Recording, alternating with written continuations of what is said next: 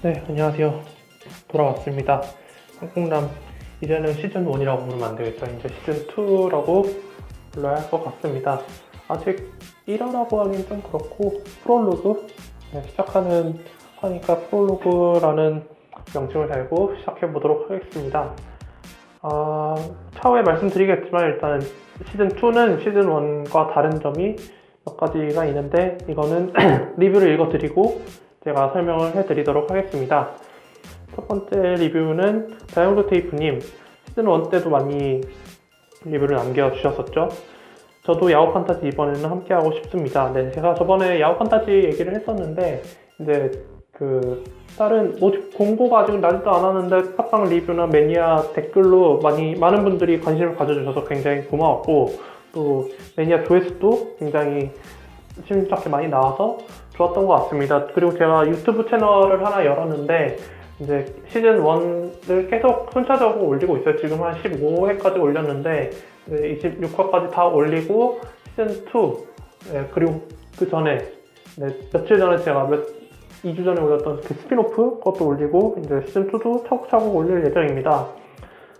유튜브 계정을 만들어서 채널에다가 올리는 게 사실 팟빵이나 세노스팅의 다운로드 수를 갉아먹긴 합니다만은 굳이 그거를 팟빵에 들어가고 또 세노스팅에 들어가서 번거롭게 찾아서 그걸 다운로드 받거나 스트리밍을 하는 것도 조금 귀찮아하실 분들도 없잖아 있을 것 같아서, 그래서 유튜브도 좀 다각도로 좀 열어놓는 좀 약간 좀 큰 뜻을 갖고 그냥 오픈을 하는 거니까, 어차피 시즌 1은 지난 시즌이다 보니까 좀 이월된 것도 있고 해서 그냥 과감하게 오픈을 했고, 시즌 2도 계속 그냥 순차적으로 올릴 예정입니다. 업로드 하는 대로. 네, 그래서 대형 테이프님, 이제 야후 판타지를 오늘 이제 공지를 해드리려고 하는데, 시즌 전까지 드래프트를 완료해서 리그를 운영할 생각입니다.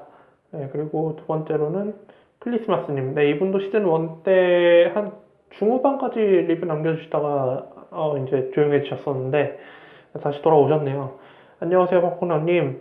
너무 오랜만에 글 남기네요. 작년 판타지 초입자로 팡콩남님의 꿀같은 조언으로 무사히 리그를 치렀던 클리스마스입니다. 올해는 팡콩남님과 함께 판타지 리그를 하는 그런 호사를 누릴 수 있을까요?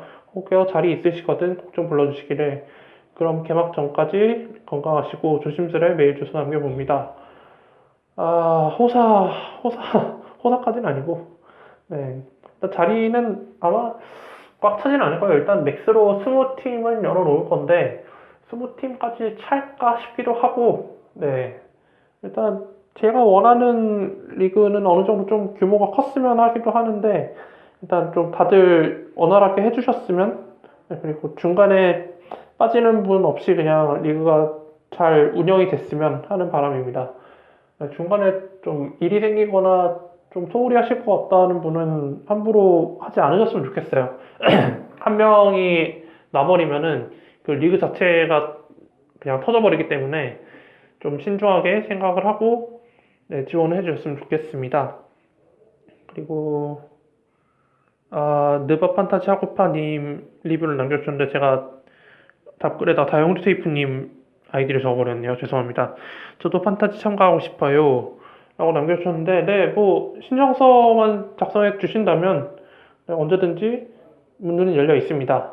그리고 마지막으로 키드짱님 또 남겨주셨네요. 판타지의 열망이 크신 분들이 엄청 많네요. 시즌2를 기다리는 사람이 저뿐만 아니라 많은 사람들이 기대하네요. 근황 토크 잘 들었습니다.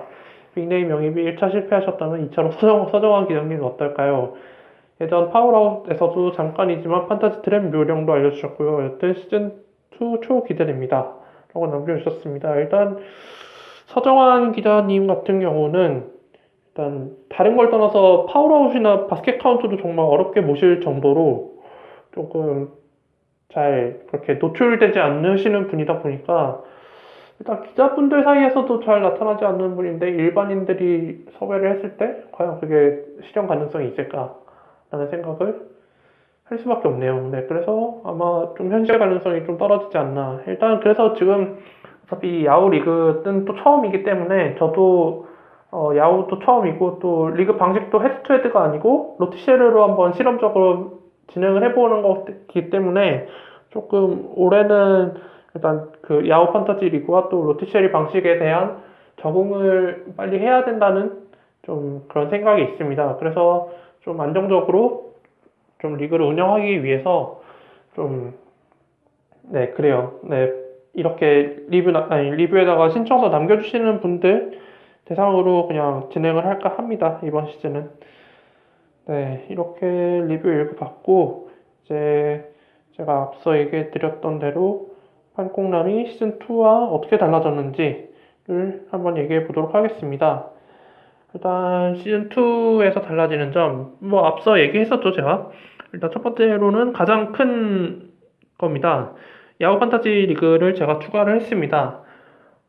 사실 시즌1 시작할 때 야후 판타지 리그에 대해서도 알려달라고 리뷰가 들어왔었는데, 당시에는 제가 ESPN만 하고 있어서, 중간에 야후 판타지를 첨가하기까지는 조금 어렵지 않을까 싶어서 일단 시즌1은 ESPN만 하겠다고 밝히고 진행을 했었습니다. 근데 확실히 야후 판타지를 하시는 분들도 없잖아 많기 때문에, 그래서 제가 팟캐스트를 진행을 하는 데 있어서 ESPN만 다룬다면 그건 반쪽짜리 팟캐스트가 아닐까라는 생각을 갖고, 이제 야후는 제가 좀 처음이긴 합니다만 그래도 ESPN에서 5시즌째를 이제 진행을 하는 거니까 좀 야후도 비슷하지 않을까, 조금 다른 점이 있긴 하더라도 어쨌든 맥락은 비슷하지 않을까 싶어서 이렇게 도전을 해보게 되었습니다. 그래서 일단 야후 판타지 리그 멤버를 모집할 생각인데, 이거를 뭐 어떻게 받느냐, 이걸 뭐 팟빵 리뷰란에 뭐 이메일을 남겨달라, 그렇게 하면 할 수는 있긴 하지만 조금 저의 입장에서, 그러니까 리그 커미셔너 입장에서는 이메일만 딱 받아가지고 초대 메일 보내고 그 인바이트 초대를 하는 게 조금 저의 입장에서는 좀 신뢰성이 좀 떨어지기도 합니다. 언제 이분이 어디서 탈주를 하실지. 제가 판타지 리그를 생각하면서 가장 첫 번째로 고려하는 점은 이분이 꾸준히 할 수 있는가. 네, 그게 가장 중요하기 때문에 좀 저로서는 좀 신변이 좀 드러나야지 좀 탈주를 하시기 직전에 좀 제가 좀 잡아드리고 좀 도움을 드리고 할 텐데, 그것조차 없으면은 너무 제가 도움을 못 드리고 그분이 탈주하는 거를 막아드릴 수 없기 때문에 좀 그래서 부득이하게 이렇게 좀 인적사항을 좀 기입해 달라는 말씀을 드리고자 합니다. 그래서 제가 팟빵에 공지란에 파일이 올라가나요? 그건 모르겠는데, 그냥 뭐 정 안 된다면 그냥 이름 이름이랑 나이랑 연락처 그리고 거주 지역 그리고 본인은 이 판타지 리그에 성실히 참여할 것을 약속합니다 라고 기입을 해주시면 하고 그냥 저한테 이메일을 보내주시면 될 것 같습니다. 신청서는 이제 리그 멤버가 확정되고 드래프트에 들어가면 자동으로 폐기할 것이고요. 이거를 뭐 따로 인증도 해드릴 수는 있습니다만 이것도 한번 알아봐야겠죠. 팟빵에 게시를 할 수 있는지. 네, 뭐 어쨌든 제가 신청서에 있는 인적사항을 갖고 있어봤자 네, 크게 뭐 제가 개인정보를 유출하거나 도용하는 일은 없기 때문에, 제가 그만한 사회적 위치를 갖고 있는 사람도 다 아니기 때문에 그런 건 크게 걱정하지 않으셔도 될 것 같고, 네, 그리고 이제 연락처를 받는 이유는, 근데 아무래도 이메일로 연락을 하는 거는 조금 느리고 좀 안 볼 수도 있고 해서 연락처를 통해서 다이렉트로 연락을 할 수 있게끔, 네, 리그 운영에 있어서 좀 리그 운영을 원활히 하기 위해서 필요한 절차이기 때문에 좀 개인정보에 민감하신 분들이라도 조금 양해해 주셨으면 좋겠습니다. 정말 좀 개인정보를 유출하고 싶지 않으시다 하면은 저희 리그에는 참여할 수 없음을 알려드리는 바입니다. 정말 꼭 필요한 정보이다 보니까 이렇게 좀 제가 위험을 무릅쓰고 이렇게 방송을 하면서 이렇게 알려드리는 거고, 내키지 않으신다면 어쩔 수 없겠죠. 네. 근데 이게 아무래도 팟캐스트에서 진행되는 방송이다 보니까 조금 너무 유령 유저분들은 좀 제 입장에서도 조금 의구심이 듭니다. 이분이 제대로 하시는 분일까? 네, 끝까지 참여할 수 있는 분일까? 라는 생각에서 이렇게 길게 주저리 얘기를 한번 해봤습니다. 그리고 연락처를 받게 되면 이제 카톡으로 단체 카톡방을 개설을 해서 이제 제가 전체 공지를 해드리고 뭐 드래프트 할 때 이제 픽 순서 알려드리고 또 모르는 점 있으면 또 그렇게 피드백 받고 그렇게 해서 한 시즌을 또 꾸려나갈 생각입니다. 네, 그래서 야구 판타지 리그는 팟빵, 또 매니아, 또 유튜브, 그리고 제 개인 블로그에서 그렇게 모집 공고를 올려놔서 네, 그렇게 할 생각입니다. 그러면 아마 글쎄요 20명까지 찰지는 모르겠지만 일단 개인적으로 제가 원하는 리그 팀 수는 뭐 8팀, 12팀, 16팀, 20팀 그러니까 4의 배수팀 이왕이면 12나 16 정도가 좋겠죠. 네, 근데 홀스팀은 조금 그렇습니다. 네. 이게 정규 시즌만 할 거라면 홀스팀을 해도 아무 상관이 없는데 아무래도 플레이오프까지 하는 게 좀 더 다른 분들에게 좀 더 동기부여가 될 수 있고 특히 이제 상위권에 진출하신 분들께서는 더욱더 우승을 위해서 더욱더 기를 쓰고 하실 테니까 그래서 네, 플레이오프를 개설하는 데 있어서 홀스팀이 존재하는 것은 조금 안 좋은 네, 상황이어서 가급적이면 짝수팀으로 모집을 받을 계획입니다. 네. 그리고 두 번째로는 이거는 조금 제가 욕심을 내서 한번 시도를 해보는 좀 실험적인 요소인데 팟빵에 올라가는 거는 오디오잖아요. 그죠? 그냥 라디오 같은 형식인데 이제 유튜브를 채널을 만들면서 이제 음원 말고 영상 콘텐츠까지 제작을 할 예정입니다. 그 말은 곧 이제 음원과 영상 콘텐츠를 합친 콘텐츠를 만들어 보겠다는 말입니다. 이제 촬영되는 영상은 팟빵에는 오로지 이제 오디오 파일만 올라가고 이제 촬영된 영상은 유튜브에 있는 제 채널에 올라갈 예정인데 유튜브에서 독점 공개를 할 예정입니다. 그러니까 매니아에 올라가는 그 글은 그저 유튜브 링크가 달릴 예정이고 유튜브를 통해서만 볼 수 있는 영상이기 때문에 궁금하신 분들은 제 유튜브 채널로 들어오셔서 봐주시면 될 것 같습니다. 일단 포맷은 다양하게 일단 짜보긴 했는데 일단 가장 좀 획기적인 거는 이제 저의 얼굴을 공개하는 것입니다. 네, 얼굴을 공개하면서 이제 좀 이 오디오로만 들으면서 느끼셨던 답답함을 조금 해소하고자 그러니까 좀 시각적인 자료 같은 것도 좀 제시를 해드리면서 좀 진행을 해볼 생각입니다. 사실 이렇게 말은 좀 거창하긴 한데 사실 별거 없고요. 그냥 얼굴 공개하면서 이것저것 컴퓨터로 좀 자료 좀 보여드리고 그런 것들 네, 오디오로만 들을 수 있었던 거를 이제 뛰어넘어서 시각적으로 좀 더 재미를 느낄 수 있게끔 해볼 예정입니다. 그래서 이제 팡콩남 쇼로 바꿔야 되는 거 아니냐 그런 얘기가 있는데 네 어쨌든 그리고 이제 네 번째로 야구 판타지 리그 뿐만 아니라 제가 지금 리그를 2개 더 하고 있는데 ESPN에서 2개를 운영하고 있어요. 그중 한 개는 이제 그냥 제가 멤버로 참여하고 있고 하나는 제가 커미셔너로 참여하고 있는데 이제 그 커미셔너로 참여하고 있는 ESPN 리그가 어느 정도 사이즈가 굉장히 커졌어요.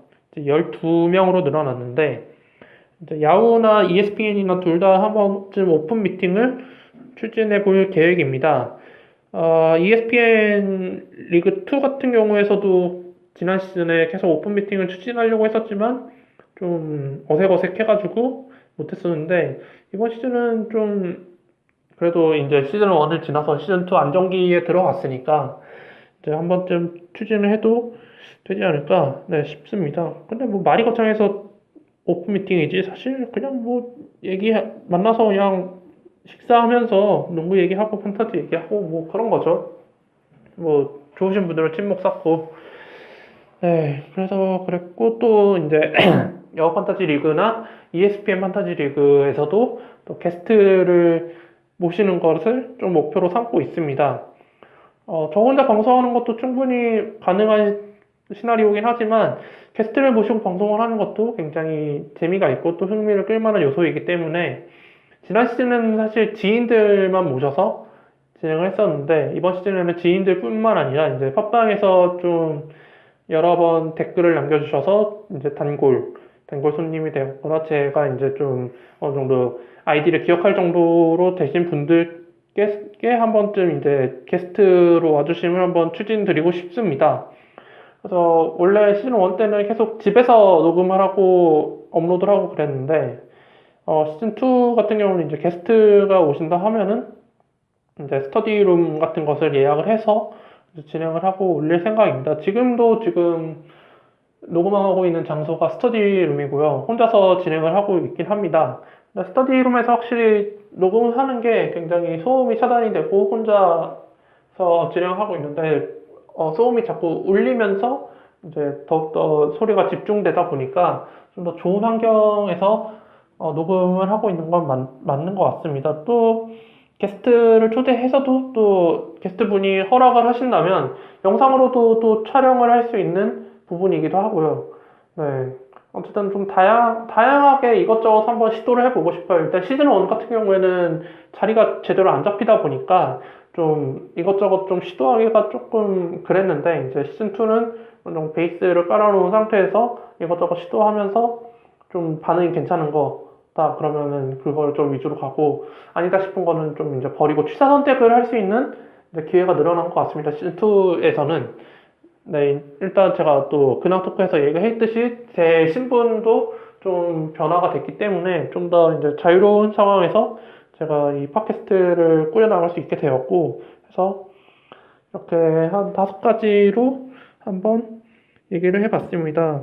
제 이메일 주소도 이제 팟빵에 올릴 예정입니다. 아마 제가 블로그에 첨부 파일을 올릴 것 같습니다. 아무래도 팟빵에는 첨부 파일 같은 게 못 올라갈 테니까 제가 이제 팟빵에다가 제 블로그 주소를 남기면은 그거를 타서 들어오셔서 첨부 파일로 해서 받고 이제 그 블로그 계정으로 이메일을 보내주시면 됩니다. 근데 그것도 좀 번거로울 것 같기도 한데 그렇다고 팟빵 댓글에다가 신상을 공개하려고 하는 거는 정말 아닌 것 같고 그래서 좀 비밀을 보장하고 좀 지켜드리고자 이렇게 좀 번거로운 절차를 거치게 되었으니 좀 이런 점은 너그럽게 양해를 해주셨으면 좋겠습니다.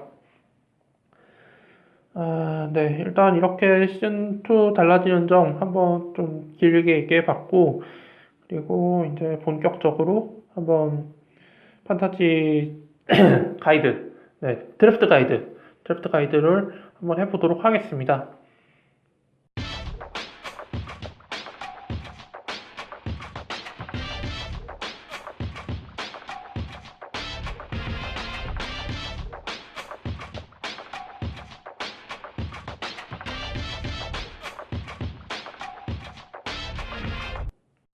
네, 돌아왔습니다.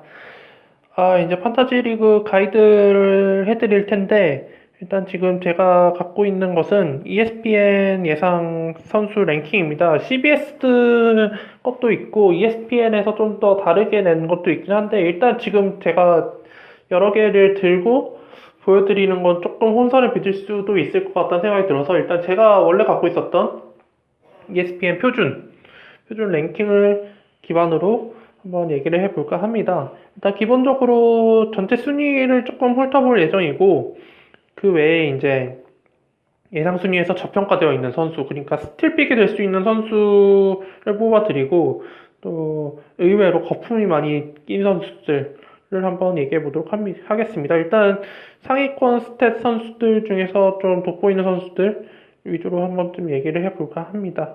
일단 첫 번째로 전체 1위는 스테판 커리가 선정이 됐습니다. 근데 사실 스테판 커리 하면 이번 시즌은 조금 의구심이 들지 않나 싶네요. 딴 걸 떠나서 일단 케빈 듀란트가 골든스테이트로 이적을 하게 되면서 스테판 커리의 스탯 하락이 어느 정도 예견이 되고 있죠. 일단 지난 시즌 스탯이 평균 30.1득점이었고 야투율 50%, 제어율 91%, 3점슛 5.1개라는 정말 경이로운 스탯을 보여줬었는데 리바운드 5개, 7개 어시스트 7개 하고 그랬는데, 이제 듀란트가 들어오면서 출전 시간도 조금 보장을 좀 뭐라고 했지? 휴식 차원에서 좀 쉬게 해줄 것 같기도 하고, 무조건 3점을 쏘거나 득점을 해야 된다는 좀 부담감을 좀 내려놓고 팀 플레이에 좀 집중을 하다 보면 아무래도 스탯 하락이 생기지 않을까 싶습니다. 그래서 일단 예상 스탯으로는 23.9점, 그러니까 평균 24점으로 예상을 하면서 3점슛도 1개 이상 떨어진 4개, 평균 4개로 예상을 하고 있는데 이건 좀 너무 내려간 것 같기도 한데 워낙 지난 시즌에 골든스테이트 정규 시즌 73승 9패라는 레코드를 세웠기 때문에 또 다시 73승에 도전을 하지는 않겠죠, 골든스테이트가. 그걸로 인해서 결국에는 플레이오프 파이널스에서 결국 졌으니까 절대 무리하지 않겠죠. 네, 그래서 일단 커리 1픽은 조금 오버인 것 같고, 그 다음에 선정되어 있는 케빈 듀란트 역시 마찬가지입니다. 2픽으로 뽑혔는데 역시나 골든 스테이트로 이적을 하다 보니까 여러 득점할 선수들에게 좀 자신의 공격 기회를 상대적으로 좀 뺏기다 보니까 조금 스탯 하락이 예상이 되긴 합니다. 근데 커리보다는 조금 스탯 하락이 덜 하네요. 네, 야투 뭐 그대로고 제투도 그대로고 3점슛 조금 떨어지긴 했지만 큰 차이 없고 리바운드가 1개 정도 차이가 나긴 하는데 그렇게 뭐 심각할 정도는 아니고 평균 득점도 거의 비슷합니다. 그래서 커리보다는 듀란트가 오히려 좀 스타락이 좀 덜하지 않을까라고 ESPN이 예측을 하고 있습니다. 근데 이제 저는 오히려 듀란트가 조금 걱정이 되는 게 골든스테이트에서 듀란트를 승부처의 4번 파워포워드로 기용을 하겠다고 밝혔는데 드레이먼드 그린이 워낙 지난 시즌까지 파워포워드 역할을 잘 해줬기 때문에 스몰포워드 역할도 해줬지만 일단 꾸준히 일에 있어서는 드레이먼드 그린이 훨씬 나으니까 제가 봤을 땐 듀란트를 성부처에서도 오히려 득점 스코어링 에이스로 쓰는 게 낫지 않을까 싶은 생각입니다. 이제 아무래도 파워포워드로 계속 뛰다 보면 좀 체력이 좀 더 빨리 달고 그러다 보면은 슛 감각도 좀 떨어져서 아무래도 손해를 보지 않을까 싶은데 근데 그렇다고 해도 듀란트가 워낙 클래스가 있는 선수이기 때문에 어느 정도 지켜낼 것 같긴 합니다. 어쨌든 지금 1, 2픽으로 뽑힌 거는 사실 스탯만 다 바라봤을 때는 조금 높게 평가가 되어 있는 상황이고 이제 3픽, 4픽 제임스 하든과 러셀 웨스트브룩이 있는데 저는 개인적으로 웨스트브룩을 좀 더 높게 쳐주고 싶은 생각입니다. 일단 두 명의 차이라고 본다면 그래도 아무래도 웨스트브룩이 1번 리딩을 할 수 있다라는 점이고 하든 조금 슈팅 쪽에 오히려 좀 초점을 맞춰진 선수이다 보니까 물론 어시스트도 잘 뽑긴 합니다만 어쨌든 웨스트브룩이 주전 1번이다 보니까 좀 더 공소유 시간이 비슷하긴 하겠지만 그러니까 시작점이 어디냐 그거부터 좀 다를 것 같기 때문에 그리고 워낙 듀란트가 떠나고 나서 이제 웨스트브룩이 무조건 1인자를 먹었기 때문에 휴스턴 같은 경우에는 하워드가 떠났지만 라이언 앤더슨이 들어오고 하면서 조금 제임스 하든이 1옵션이긴 한데 막강하고 확실한 1옵션까지는 글쎄요 그것까지는 아니고 다른 옵션들도 여러 개 있어서 조금 분산될 수 있는데 OKC 같은 경우에는 에네스 칸터, 올라디포 근데 그 선수들이 그렇게 웨스트브룩의 스탯을 갉아먹는 선수들이 될 것 같지는 않다는 생각이 듭니다. 그래서 웨스트브룩이 어쨌든 득점력 여전히 높을 테고 야투가 좀 떨어지긴 하겠죠. 아무래도 자기가 슛 쏘는 기회가 좀 더 많아질 테니까. 그리고 이제 리바운드나 어시스트가 지난 시즌에 비해서 예측 스탯으로는 좀 떨어지게 나왔습니다만은 여전히 높게 나올 것 같습니다. 저는 제가 만약에 1픽이 걸린다면 저는 아마 주저없이 웨스트브룩 뽑지 않을까 싶습니다. 다만 이제 좀 걱정되는 거는 듀란트와 웨스트브룩이 지난 시즌 그리고 3년 전 시즌에 막 계속 부상으로 골골돼가지고 언제 또 들어놓을지 모르는 상황이기 때문에 부상을 조심해야 될 것 같은 느낌입니다. 1픽으로 뽑아놨는데 부상으로 시즌 넣었던 건 정말 암담하거든요. 네, 근데 그거는 네 사실 그런 건 하늘만 아는 것이다 보니까 그리고 다섯 번째 5위로 뽑힌 선수는 카일 앤서니 타운스입니다. 타운스 사실 지난 시즌 최종 스탯이 정말 좋았는데 18.3득점에 10.5 리바운드, 2 어시스트, 평균 블락 1.7개. 네, 또 이 선수의 주목을 해야 될 점은 일단 전 경기 출전에 또 자유투율이 센터 치고 굉장히 좋습니다. 81%인데 81%면은 러셀 웨스트브룩이 81%였고 네, 르브론 제임스 73%. 네, 그리고 웬만한 네, 스코어러보다 오히려 좋은 자유투율을 보이고 있습니다. 이 선수가 어릴 때 가드였는데 키가 쑥쑥 크면서 센터로 전향을 했다. 네, 라고 얘기를 하는데 아마 그 영향으로 인해서 이렇게 좋은 자유투율을 보여주지 않나 싶습니다. 하지만 이제 미네소타도 이번 시즌 좀 전력 보강을 이래저래 좀 하고 감독도 티보드 감독으로 바뀌면서 이제 대대적인 선수들의 변화를 예고를 했는데 일단 티보드 감독은 워낙 시카고에서 그 주전 베스트 5를 열심히 돌렸던 감독으로서 타운스, 위긴스, 라빈 그리고 크리스턴 그렇게 엄청 굴려댈 것 같아요. 네. 루비오 같은 경우에는 부상이 심하다 보니까 함부로 굴렸다가는 이 선수가 실망당하는 게 확실해질 테니까 함부로 쉽게 굴리지 못할 테고 그것을 이유로 해서 크리스턴을 계속 기용을 시킬 것 같습니다. 라빈은 1번보다는 2번이 어울리기 때문에 2번으로 보내고 무하메드도 좋긴 하겠습니다만은 위긴스와 겹치고 또 이래저래 경쟁에서 밀렸기 때문에 그렇게 많이 못 뛸 것 같고 어쨌든 타운스가 확실히 이제 미네소타의 주축으로 경기를 뛰게 될 텐데 역시나 티버듀의 그 노예처럼 네, 풀타임 가까이 뛰면서 정말 스탯 많이 올릴 것 같긴 한데 야투율이 좀 떨어질 것 같긴 해요. 네, 워낙 오래 뛸 테니까 체력이 떨어져서 그래서 이제 이녀자 징크스도 조금 조심을 해야 되기도 하고 티버드 감독의 그 무지막지한 활동량 요구하는 활동량을 과연 타운스가 소화할 수 있을까 그러다 혹시나 부상에 당하지 않을까 그것만 조금 조심하면 충분히 카렌서의 타운스도 1라운드 중상위 픽으로 뽑혀도 손색이 없을 만한 선수인 것 같습니다. 그리고 여섯 번째로는 카와이 레너드가 뽑혔는데 저평가되어 있는 선수이긴 하죠. 워낙 그 샌안토니오 농구 네, 사실 판타지 하는 데 있어서 샌안토니오는 그렇게 좋은 팀이 아니거든요. 워낙 출전 시간을 관리해주고 이 선수가 최대한 다치지 않도록 노력을 많이 하는 팀이기 때문에 판타지 유저들한테 스탯을 뽑아내야 되는데 무슨 출전 시간 관리냐, 부상 관리냐, 그러면서 출전 안 시키면은 말짱 도루묵이 되기 때문에 그래서 레너드가 좀 이래저래 좀 손해를 많이 봤었는데 이제 팀 덩컨이 나가고 은퇴를 했고 소니 파커와 마누 지노빌리가 이제 더 이상 전성기의 폼으로 돌아갈 수 없는 나이에 접어들면서 이제 확실히 레너드, 알드리치 그리고 새롭게 영입된 파울 가솔 이 세 명이 주축이 될 텐데 물론 알드리치가 기둥을 잡고 하겠지만 그래도 이것저것 내각 넘나들면서 뛰어줄 수 있는 선수는 일단 1옵션으로 카와이 레너드일 것 같습니다.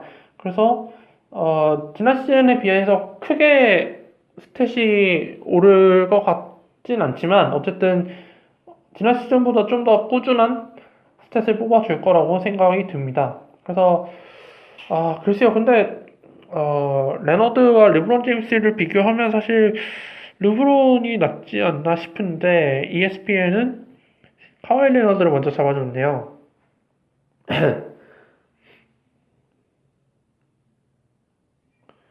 어쨌든 이 정도로 하고 일곱 번째로 앤서니 데이비스를 뽑았는데 이 선수는 제가 봤을 땐 거품이에요. 네, 지난 시즌 61경기 출전했고 물론 그 뉴올리언스가 지난 시즌에 이래저래 악재를 많이 만나서 굉장히 고전했었는데 이번 시즌은 또 좀 약간 막아 낀 것처럼 주 홀러데이가 지금 아내의 투병 생활 때문에 무기한 일단 결장 소식을 밝혔고 일단 구멍이 좀 많이 숭숭 뚫려 있는 상태입니다. 라이언 앤더슨이 휴스턴으로 이적을 했는데 거기에 대한 보강책을 마련하지 못했고 타이릭 에반스, 크리스 pon덱스터 다 신화됐던 선수들의 몸 상태와 기량 회복이 확실치 않은 상황입니다. 또 또한 앤서니 데이비스도 시즌 후반에 들어서 시즌 아웃이 됐기 때문에 이 선수가 과연 성공적으로 복귀할 수 있을지, 뭐 복귀하겠지만은 또 지난 시즌 초반에 정말 좀 많이 부진했었죠. 그게 3점 슛을 쏘라는 감독의 지시하에 3점 슛을 쏘긴 했는데 그렇게 효율성이 좋았던 것 같지는 않아요. 그래서 지금 벌크업을 많이 진행을 했다고 하는데 과연 앤서니 데이비스가 로즈 그 계약을 따지 못한 한을 과연 이번 시즌에 풀 수 있을지 지켜봐야겠지만 이 선수는 어쨌든 이번 시즌에도 풀타임 출전이 아마 힘들지 않을까 싶습니다. 워낙 잘 다치는 선수이기 때문에. 그래서 일단 1라운드 픽 자체가 좀 많이 다쳐서 못 나온다는 것은 굉장한 피해를 입히거든요. 판타지 유저한테. 그래서 제가 봤을 때 7픽도 조금 과분하다는 생각이 많이 듭니다. 그래서 저는 과감하게 그냥 앤서니 데이비스를 1라운드 후반 끝자락까지도 바라볼 수 있다고 생각합니다. 워낙 많이 다치는 선수이기 때문에.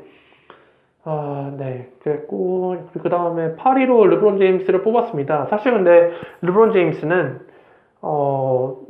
언제부터였는지까지는 모르겠지만, 최근 몇 년 동안 거의 정말 믿고 뽑는 르브론 제임스였어요. 워낙 다치지도 않을 뿐더러, 또 항상 주축 역할을 도맡아서 했기 때문에, 뽑으면 어쨌든 기본 이상은 하는 선수예요. 그러니까 그 기본이 그 판타지 여러분들의 기준이 어느 정도인지 모르겠지만 정말 탑티어급 스몰 포워드의 스탯을 전부 뽑아낸다고 보시면 됩니다. 이제 나이가 한 살 한 살 먹어가면서 조금 노쇠화가 올 수 있긴 합니다만 아직 노쇠화가 올 단계는 아닌 것 같고 여전히 클리브랜드 지난 시즌 디펜딩 챔피언의 자격으로 에이스 역할을 똑똑히 해낼 것이라고 판단되기 때문에 저는 르브론이 8위에 선정된 것에 대해서 좀 불만이 있습니다. 제가 그렇다고 르브론을 응원하는 사람도 아니지만은 객관적으로 봤을 때 르브론이 앤서니 데이비스보다 밑에 있다는 거는 조금 르브론에 대한 좀 리스펙이 없지 않나. 네. 어쨌든 르브론 제임스 같은 경우에는 또 평균 스탯 그대로 25득점, 6리바운드, 7어시스트 그렇게 나와 있고, 네. 이외에 클리브랜드에 크게 전력 보강된 상황이 없기 때문에 지난 시즌의 틀 그대로 가져갈 것 같습니다.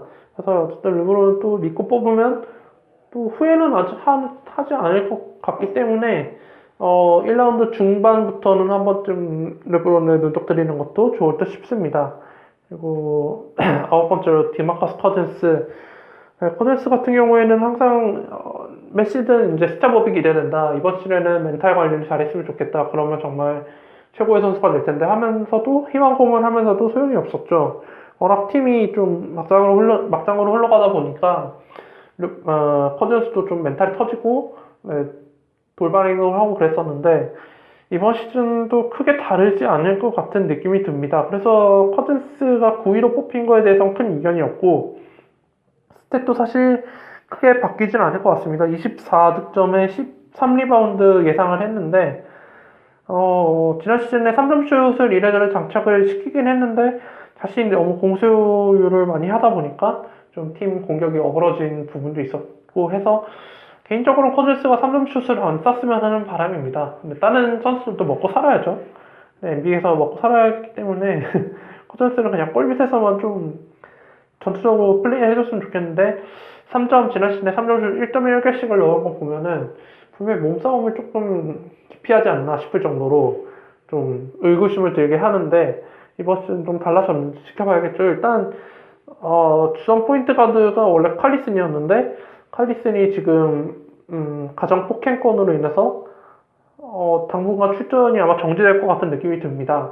일단 본인이 혐의를 일부 시인했기 때문에 징계를 더 이상 피할 수가 없는 상황이 됐고 이제 그 다음 세컨드4가 타이로슨이 세크라멘토 왔는데 어찌 보면 세크라멘토랑 또 잘 어울리기도 합니다. 타이로슨이 또 커즌스랑 또 악동을 또 만나가지고 둘이 아예 그냥 배드보이스를 차리고 플레이를 하면 또 오히려 궁합이 잘 맞지 않을까. 네. 그리고 이제 10번째로 지아니스 안테토쿤보를 뽑았는데 쿤보는 사실 좀 약간 굉장히 럭비공스럽습니다. 이 선수의 스텝업이 과연 어디까지일까? 그리고 1년 사이에 얼마나 또 스텝업을 했을까라는 생각 때문에 굉장히 뽑기를 꺼리시는 분들이 있을 거예요. 이 선수가 어느 날 갑자기 폭망할 수도 있고 정말 팍 치고 올라와서 올스타에 뽑힐 만한 그릇이 될까 싶을 정도인데 제가 봤을 때는 긍정적일 것 같아요. 네, 이렇게 해서 전혀 이 선수를 몰아낼 이유가 전혀 없고 또 계속 성장을 하고 있기 때문에 이제 근데 콤보가 이제 한 단계를 넘어서 올스타에 비벼볼 만한 스탯을 뽑아줬으면 좋겠다는 생각이 듭니다. 아무래도 이제 조금 유망주 딱지를 뗄 시기가 지났죠. 이제 프로 한 3, 4년 차에 들어왔으니까 이제 여기서 껍질을 깨지 못하면은 조금 묻힌 유망주가 될 것 같기 때문에 좀 폭발을 해줬으면 하는 바람입니다. 10픽은 조금 높긴 합니다만은 아테토쿤보의 그 잠재력을 믿으신다면 한번 추천드리고자 하는 바입니다. 그리고 11번째로는 하산 화이트사이드가 뽑혔습니다. 화이트사이드 같은 경우에는 제가 지난 시즌에 처음 써봤는데 굉장히 좋습니다. 그리고 이번 시즌 같은 경우에는 마이애미에서 드웨인 웨이드가 시카고로 이적을 하면서 이제 드라기치가 주전 1번으로 뛰고 타일러 존슨 같은 선수, 타일러 존슨 있나요 아직? 어쨌든 그렇게 뛸 텐데 드라기치랑 그렇게 지공 플레이를 펼친다면 충분히 지난 시즌만큼의 스탯을 뽑을 뿐더러 오히려 스텝업 할 수 있는 기회가 나오지 않을까 싶습니다. 이제 관건은 크리스 보시가 과연 마이애미에서 뛸 수 있을까? 네, 그러니까 마이애미 히트를 떠나서 NBA에 다시 복귀를 할 수 있을까인데 보시랑 뛰어도 크게 문제는 없습니다만 보시가 없는 경우에서는 화이트사이드의 비중이 좀 더 높아질 테니까 보시와 마이애미 히트가 조금 약간 냉랭해졌다고 합니다. 지금 보시 같은 경우에는 이제 훈련에 참여할 수 있고 시즌 준비를 할 수 있다고 하는데 아직 마이애미에서는 그럴 준비가 되지 않았다라고 밝혀서 좀 갈등을 빚고 있다고 합니다. 어쨌든 그 보시 건과는 관계없이 여전히 화이트사이드는 득점, 리바, 블락, 야투율, 자유투율은 조금 떨어지기는 합니다만은 예상 수치가 좀 굉장히 낮게 나왔네요. 49%로 떴는데 지난 시즌에 65% 정도면은 센터 평균 자유투 성공률이기 때문에 크게 문제될 거 없어 보입니다. 그래서 화이트사이드도 1라운드 픽으로 충분히 뽑힐만 하고요. 그리고 12번째로 드레이먼드 그린. 드레이먼드 그린은 사실 지난 시즌에 거의 스틸 픽이었죠. 다들 뭐 그렇게 높게 안 쳤는데 뽑으신 분들이 굉장히 이득을 많이 챙기셨었죠. 그래서 이번 시즌에 거의 1라운드급으로 올라가는데 좀 지켜봐야 할 부분은 지난 시즌 어시스트가 7.4개였는데 이번 시즌 예상 수치가 3.9개로 확 줄었습니다. 야투율도 좀 많이 떨어졌고 평균 득점도 좀 떨어져서 그러니까 듀란트와 커리 그리고 클레이 탐슨이 같이 뛰다 보면 아무래도 드레이먼드 그린 득점력에 있어서 4옵션으로 밀리는 건데 쉽게 공이 올까? 네, 그렇다 보면은 공 돌리는데 주력하지 않을까 싶은데 그래서 어시스트는 큰 차이가 없을 거라고 봤는데 ESPN에서는 굉장히 낮게 예측을 했네요.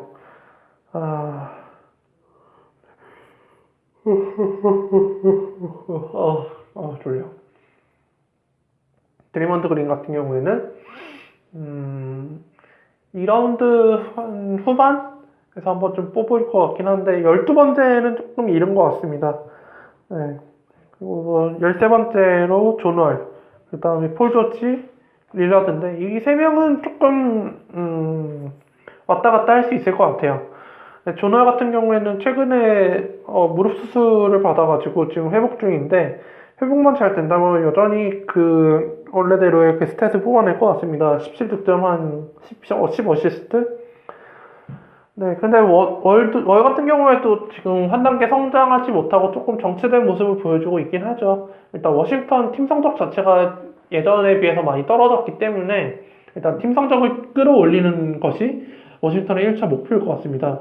조나 같은 경우에도 승리를 위해 좀 약간 노력을 한다면 스탯이 좀 저절로 따라오지 않을까 싶은데 브래들리 빌이 맥스딜을 딴 것에 대해서 월이 조금 디스를 한 것 같습니다. 그래서 월과 비리 호흡이 조금 문제가 생긴 거 아닐까 싶은데도 어쨌든 농구 선수들도 어쨌든 농구할 때만큼은 철저하니까 네, 어쨌든 월도 크게 달라지는 건 별로 없을 것 같습니다. 그리고 폴 조지는 지난 시즌 성공적으로 다시 복귀를 했죠. 초반에 조금 야투율이 안 좋긴 했습니다만은 이제 중반 들어서면서 확실히 예전의 모습을 되찾았는데 이번 시즌도 크게 달라질 거 역시 없다고 생각합니다. 인디애나의 어쨌든 부동의 첫 번째 에이스고 네, 인디애나에서 첫 번째로 공이 가는 선수이기 때문에 큰 문제 없이 뽑을 것 같습니다. 아, 그리고 데미안 릴라도 사실 지난 시즌 포틀랜드의 플레이오프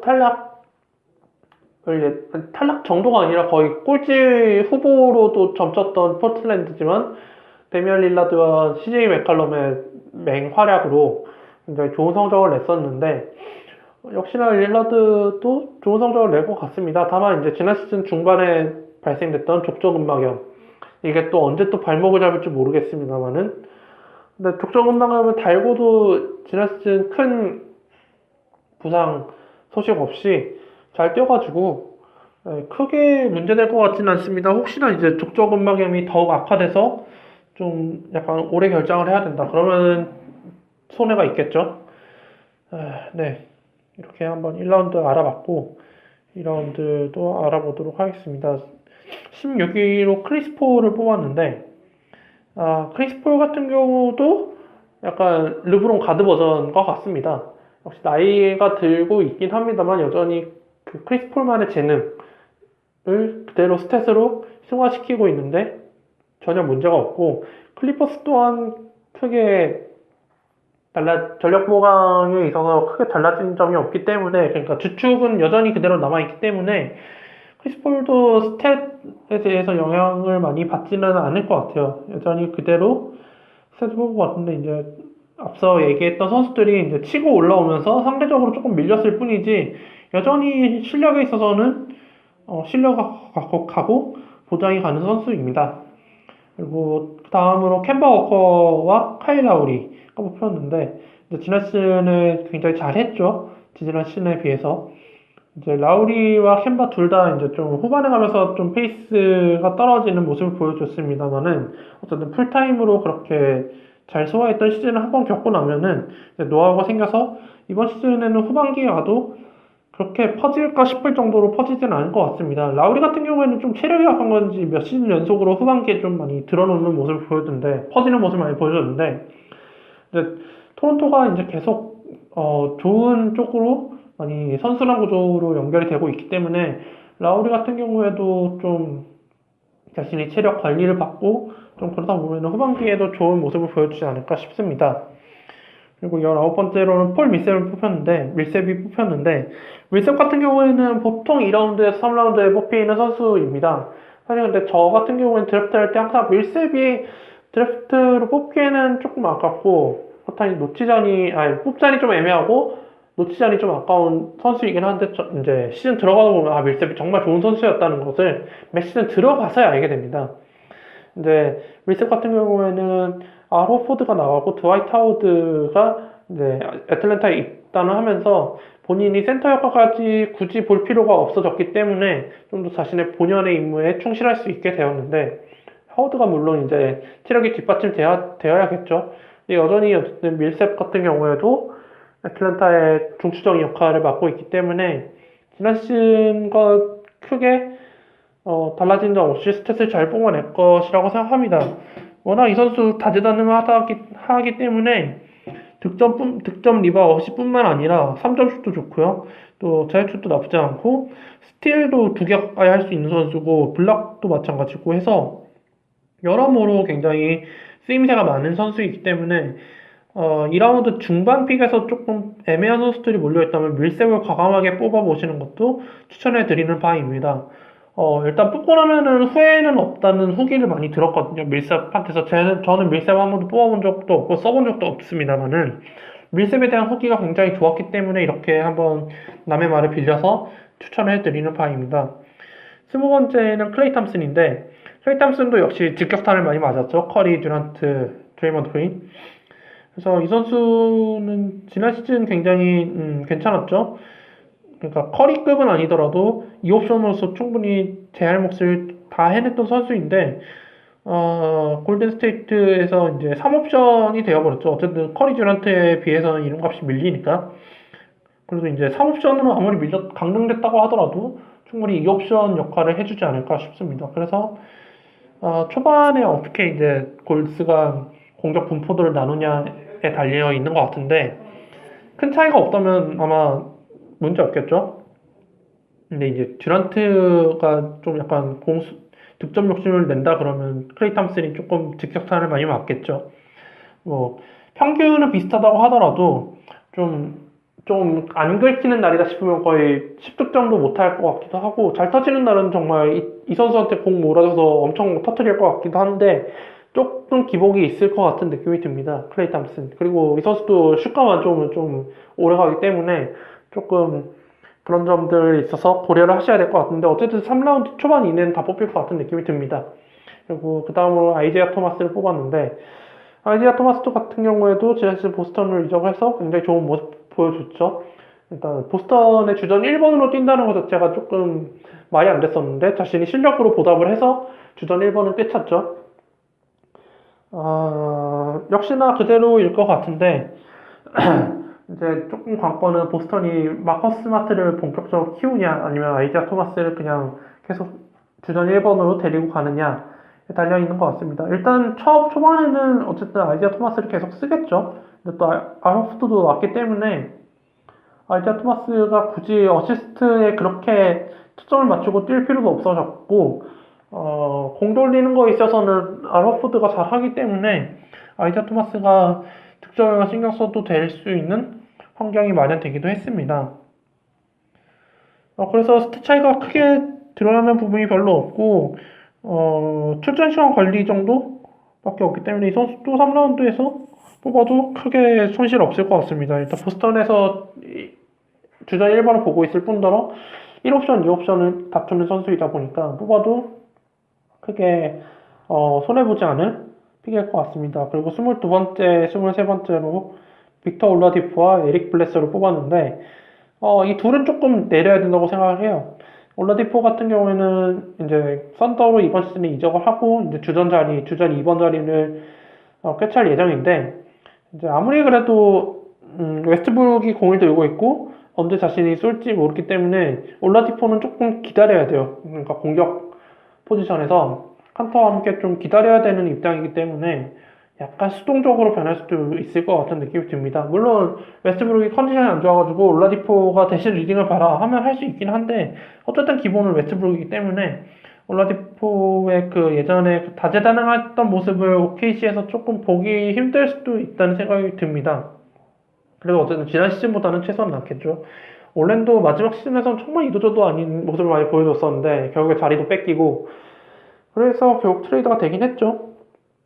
어쨌든 올라디포는 썬더에서는 확실히 올랜도에 있을 때보다 좋은 모습을 보여주긴 하겠지만은 그렇게 큰 기대는 안 하는 게 낫지 않을까. 근데 너무 큰 기대를 했다가 좀 실망을 하지 않을까. 그래서 트레이드 카드로 쓰면은 좀 아까우니까 3라운드 픽을 그래서 좀 낮췄으면 좋겠고 에릭 플레스는 실아웃 여파 때문에 이 선수가 일단 정경기를 소화할 수 있을까 라는 의구심이 첫 번째로 들고 또 운동 능력을 다시 회복시킬 수 있을까가 두 번째 의문점입니다.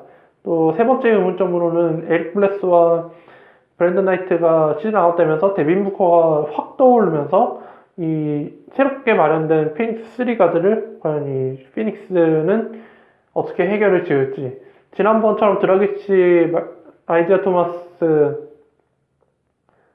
이렇게 3가드 돌렸던 블레스까지 합쳐서 3가드 돌렸던 거를 해체시켰던 걸 보면은 피닉스가 이번에도 조금 위험하긴 합니다만은 어쨌든 제가 봤을 땐 부커를 살려야죠. 부커를 살리고 블레스나 나이트 둘 중에 몸 상태 안 좋은 선수들을 제외를 시키고 경기를 출전하고 그래야 될 텐데 이제 세 명이 다 돌아왔을 때 과연 어떻게 올릴지 조금 걱정이 됩니다. 누구 하나를 팔아야 될 것 같긴 한데 네. 어쨌든 블레스도 같은 경우에는 좀 전반기까지 지켜봐야 하기 때문에 조금 뒤에 뽑히는 게 맞을 듯 싶습니다. 그리고 24번째로 CJ 맥칼럼, 25번째로 지미 버틀러가 올라왔는데 이 두 선수는 정말 꾸준한 선수죠. 그래서 언제 뽑혀도 크게 무리가 없을 정도로 좋은 선수들인데 지미 버틀러 같은 경우에 이제 시카고에 론도와 웨이드가 들어왔기 때문에 조금 스탯 하락이 있지 않을까 싶습니다. 그래도 여전히 그 버틀러만의 왕성한 활동량을 기반으로 한 플레이 때문에 스탯에는 이래저래 많이 나올 것 같긴 한데 이 선수도 조금 부상이 있어서 조금 걱정은 됩니다. 하지만 여전히 매력적인 카드인 건 맞죠. 그리고 26번째로 마크 가솔. 마크 가솔도 시즌 아웃 당해가지고 시즌을 일찍 마무리했었는데 확실히 이제 2라운드에서 뽑히기는 힘들겠죠. 아마 3라운드에서도 부상 여파 때문에 꺼리는 팀들이 꽤 있을 것 같은데 근데 이 선수가 멤피스에 성공적으로 복귀만 한다면 다시 또 원래대로의 모습을 보여줄 수 있을 거라 생각합니다. 마크 가솔이니까 근데 조금 제가 생각하는 그 빅맨 센터의 형상은 아니기 때문에 저 같은 경우에는 마크 가솔이 크게 매력 있진 않아요. 저한테는 이것저것 되는 선수이긴 합니다만은 제가 빅맨을 볼 때 기준은 이제 20, 10을 넘기는 센터인가 그러니까 탑티어 센터들을 볼 때 20, 10을 넘기는 선수인가 한데 마크 가솔은 그거에 충족시키지 못하고 있죠. 그래서 일단 마크 가솔 같은 경우에는 저는 굳이 추천드리고 싶진 않지만 좀 마크 가솔을 다각도로 활용해보고 싶은 분들이 있다면 뽑아도 큰 문제 없을 듯 싶습니다. 이제 초반에 조금 부상으로 좀 몸살이고 그러는 것만 좀 지켜볼 수 있다면 상관없을 듯 싶습니다. 그리고 27번째로 블랙 글핀을 뽑았는데 글핀도 아까 크리스 폴 얘기할 때처럼 거의 비슷합니다. 동일한데 이제 글핀도 이번 시즌 끝나고 FA고 크리스 폴도 이번 시즌 끝나고 FA이기 때문에 좀 더 열심히 할 텐데 글핀은 계속 지금 오클라호마 자신의 고향팀과 링크가 되어 있고 또 보스턴에서도 만기 카드이기 때문에 여러 가지 픽을 주면서 제시를 하고 있다라는 루머가 많이 돌고 있는데 그리핀 같은 경우에는 트레이드 데드라인에 한 번쯤 노려볼 만한 타겟이 되지 않을까 싶습니다. 그러니까 클리퍼스가 어느 정도 성적이 잘 나오지 않아서 조금 이제 리빌딩을 해야 되나 라고 생각을 할 때 그리핀이 매물로 올라올 수 있고 해서 그 트레이드 데드라인 때 조금 조심해야 될 선수가 될 것 같긴 합니다. 그리고 28번째로 고든 헤이워드가 뽑혔고 29번째로 카이리 어빙 30번째로 크리스 미들턴이 뽑혔는데 고든 헤이워드가 저는 조금 기대가 됩니다. 일단 지난 시즌에 비해서 일단 가드진이 굉장히 충족이 됐고 또 베테랑 가드와 포워드가 들어왔기 때문에 헤이워드가 좀 헤매지 않을 수 있게 되었습니다. 조지 힐 같은 경우에는 정말 리그 평균 포가지만 정말 이것저것 평균적으로 다 잘할 수 있는 선수이기 때문에 헤이워드가 그렇게 리딩 부었다 하면 안 줘도 되고 어쨌든 전체적인 짐을 좀 덜어내는 형식이 되어버렸습니다. 조 존슨 같은 경우에는 슛의 특징이 있고 디아우 같은 경우에는 리바운드와 좀 약간 수비적인 측면에서 굉장히 헤이워드를 도와줄 수 있을 만한 선수이기 때문에 헤이워드가 좀 더 어깨를 피고 좀 가볍게 플레이를 할 수 있을 것 같습니다. 그래서 좀 고든 헤이워드도 매 시즌 계속 발전하고 있는데 이번 시즌 유타가 저는 좀 기대가 되거든요. 지난 시즌에도 유타 기대돼서 그 얘기 했었는데 이번 시즌은 굉장히 기대가 되는 바입니다. 일단 좀 경험치 딸리는 신인들 쓰는 것보다 좀 비싸게 주고 데려오더라도 플레이오프를 확실히 가기 위해서는 베테랑 몇 명이 필요하다. 지난 마이애미를 보면서 좀 약간 유타가 이것저것 느낀 것 같은데 굉장히 좋은 아이디어인 것 같습니다. 또 데려온 새 선수들도 그렇게 먹고 튈 만한 성격을 가진 선수들도 아니고 해서 이제 유타 굉장히 기대되는 팀 중에 하나입니다. 그리고 29번째로 카이리 어빙을 뽑았는데 이 선수도 좀 유니몸이다 보니까 계속 요즘 최근 몇 시즌 동안 뒤에서 뽑혔었죠. IR 슬롯에 박아놓고 후반기를 지켜보겠다. 근데 이제 지난 시즌에 우승을 처음으로 했기 때문에 굉장히 약간 카이리 어빙 본인만의 터닝 포인트가 왔을 거라 저는 생각합니다. 그래서 어빙의 이번 시즌 좀 많이 기대가 되고 좀 못하면 좀 많이 깔 것 같아요. 네. 잘하면 역시 어빙이 우승을 한번 하더니 사람이 달라졌구나, 좋게 달라졌구나, 라고 얘기를 할 텐데, 어쨌든, 어빙 같은 경우도 굉장히, 괜찮긴 한데, 르브론이랑 비교를 하면 안 되죠. 네, 르브론은 르브론이니까, 어빙은 한 20득점에 3리바운드에 한 어시스트 6, 7개 정도? 근데 이제 득점력이 있고 3점 슛도 있다 보니까 그러니까 퓨어 포가는 아니지만 어쨌든 포가 역할은 충분히 수행해 줄 수 있는 선수라고 생각하시면 될 것 같습니다. 30번째로 크리스 미들턴을 뽑아왔는데 크리스 미들턴도 사실 한 두 시즌 전부터 이제 꾸준하게 스탯을 뽑아주는 선수, 그러니까 지미 버틀러과가 되었죠. 지난 시즌에 18득점에 3점슛 1.8개, 3리바운드 3.8개, 어시스트 4.2개. 네, 굉장히 득점 면에서 굉장히 스텝업을 많이 했네요. 근데 이제 미러키가 지난 시즌에 플레이오프에 진출하지 못했던 것은 수비에서 문제점을 보이면서 결국에는 플레이오프 떨어졌는데 미들턴 같은 경우에는 수비를 그렇게 못하는 선수도 아니고 해서 지난 시즌에 비교해서 큰 차이는 없을 것 같은데 득점 면에서 조금 떨어지지 않을까. 지난 시즌 득점이 좀 많이 올라오지 않았나 싶어서 조금 떨어지지 않을까. 그 점 빼고는 크게 문제 없을 것 같습니다. 네, 지금 시간 관계상 그냥 30번째까지 탑 30까지만 뽑으면은 얼추 2, 3라운드까지 정리가 되기 때문에 제가 한번 이렇게 얘기를 해봤고, 이제 예상 순위에서 고평가, 저평가되어 있는 선수들을 한번 얘기해 보도록 하겠습니다. 잠깐만 쉬었다 갈게요.